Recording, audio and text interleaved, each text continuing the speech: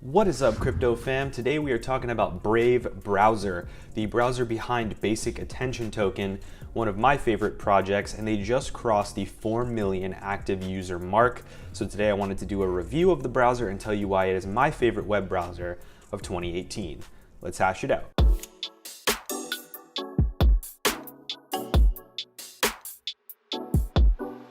Guys, as you can tell by my voice, it's really nasally because allergy season has arrived and it hit me like a pillowcase filled with bars of soap.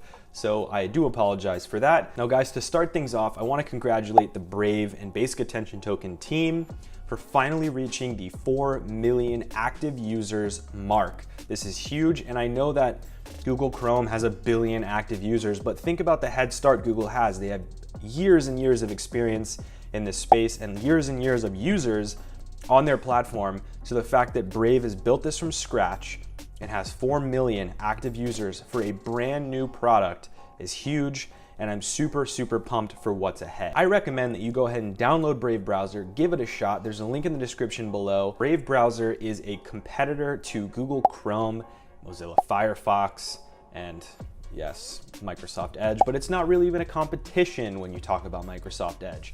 However, that's besides the point. Bravebrowser is an ad-blocking privacy browser that helps protect you from the trackers, the cookies, all the bad stuff about the internet that we've grown accustomed to and almost grown to expect. We expect to be tracked. We expect to see hundreds of ads every single day.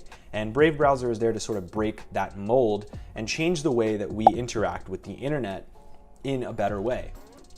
So Bravebrowser has Tor privacy browsing, so anonymous browsing built in so that you are not going to be tracked. Your data is not going to be exposed. It blocks ads up front from scratch with no questions asked. And if you wanted to view ads to earn basic attention tokens, and we'll talk about that a little bit more later on, you can definitely do that. So you can see here, show Brave ads, good, you're good to go. You can go ahead and allow all cookies. You can block everything. You can block only certain cookies. You can do all sorts of different things, and you can protect yourself the way that you want. The key to Bravebrowser is this. A lot of people think that Bravebrowser is all about just privacy browsing and that's it, blocking ads and all that stuff. It isn't. The whole concept of Bravebrowser is to make your browsing experience the way you want it. So when you download Brave, you can customize everything. If you want to block ads, you block ads. If you want to view ads, you can view them. If you want to block all scripts, but you want to keep cookies, you can do anything that you want on this browser. So that's the whole concept. You can do what you want, and you're not forced to do something you don't want to do. Brave is the brainchild of two pretty important people. One of them is Brendan Eich, the creator of JavaScript, pretty much the father of modern internet, if you really think about it, because JavaScript is used everywhere. And then also one of the co-founders of Mozilla Firefox, Firefox being a browser that's used by a whole lot of people as well. So the fact that Bravebrowser has this pedigree and has this backing is definitely encouraging. And these folks have experience creating a successful product and an important product, so I do believe that they will be very instrumental in the success of Brave and Basic Attention Token moving forward. Now you can see here on the homepage, it says, "You are not a product." And honestly, Brave is looking to break from the mold that Chrome and other browsers have created, and that is by using your data as a product and giving you no control over what data you share and what data you don't share, giving you no choice about whether or not you want to watch ads or not watch ads, and giving you very little control or way to protect yourself from all of the vicious things that happen on the internet in terms of malicious code, other viruses, etc. Brave is here to fix that problem. Now, if you guys have seen my video about Basic Attention Token, Brave is the browser that enables Basic Attention Token to do what it does.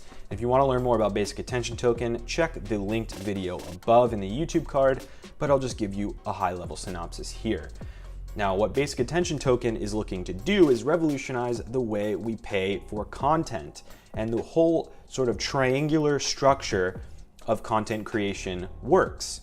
Now, right now, in the current state of things, you go online and you have no choice but to view ads when you're watching a YouTube video or when you're on Facebook. You see these ads almost like they're a part of the content. Now, there are many problems with the way that the system works today.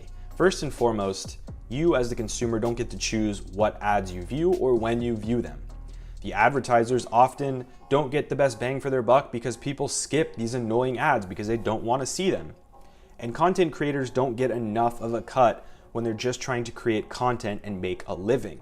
So how can we fix that? Basic Attention Token is looking to do that. In this case, if you use Brave Browser, you can get paid in Basic Attention Tokens to view ads. So if you go up here to this little tab up here where the lion's head is, you can choose to show Brave ads. And what this is it's opting in to view ads approved by the Brave browser, and that you get paid in Basic Attention Tokens for watching. When you get paid in Basic Attention Tokens, you can use those tokens to either cash out and make money, or you can use them to buy paywalled content or contribute to the creators that you really love. So for me, I love this idea because I don't want my viewers to have to watch annoying ads to get to my content. But I do want to make a living with my content at some point, so I would love to be able to be contributed to in Basic Attention Tokens for those who love my content. So now that we've talked about Basic Attention Token and its integration into this browser itself, let's talk a little bit about some of the features that make Brave so special. Brave, as you can see here, has something called shields. What happens is Brave by default blocks ads and blocks trackers. So almost all websites establish trackers or cookies, things to determine whether or not you've been there already before. And a common example is when booking airline tickets. When you book an airline ticket, when you first visit the website, they give you a certain price. If you don't buy at that certain time, when you come back next time, the ticket prices will have changed because they've tracked that you've already looked at these tickets and you've determined that you maybe don't want to buy. So they can change the price to either charge you more or charge you less, all to make more money on their website. But when you do this on Brave Browser, there is no way for them to track that you've been there unless you physically allow them to do so. So a lot of people are using Brave for this very purpose, to go ahead and buy airline tickets for better prices. So you can see here on my homepage, just in a day of use, it's already blocked 77 trackers, 412 ads, and it's already added an extra layer of security to a few different sites. Now, honestly, this is huge because a lot of people don't even realize how much ads permeate their life, especially while they're browsing the internet. Now, the other thing is that on Google Chrome, everything you do is tracked. And look, I understand that the experience of using Chrome is great for people who are very much integrated into the Google ecosystem. Like myself, I'm on YouTube. It's super easy for me to use Chrome because I'm logged in all over the place across every website super easily. But I've really come to love the privacy that comes with using Brave Browser, and I'm a huge fan of the Basic Attention Token concept. And I've started using Brave Browser as my main daily browser. I only use Chrome for things that I need it for. And I think you as a creator or you as a consumer of content should also consider using Brave Browser. Now, there are a couple of things that I don't like about Brave Browser that I hope they will improve in the future. One of those is that as a developer, there aren't really any powerful developer tools in Brave Browser. And coming from Google Chrome, that's something that I really miss because I really love the rich suite of developer tools in Google Chrome. And I do miss the syncing across different accounts. You know, I miss having my Google account just logged in and ready to go when I'm jumping between tabs, jumping between services, and also just between my devices. I know that Brave is working on syncing Brave Browser between the mobile apps and the desktop, which is great. But obviously in the future, I hope they'll integrate with some other ecosystems as well. So as you can see here, I've got 8 tabs open on Google Chrome, and I also have 8 tabs open on Brave Browser.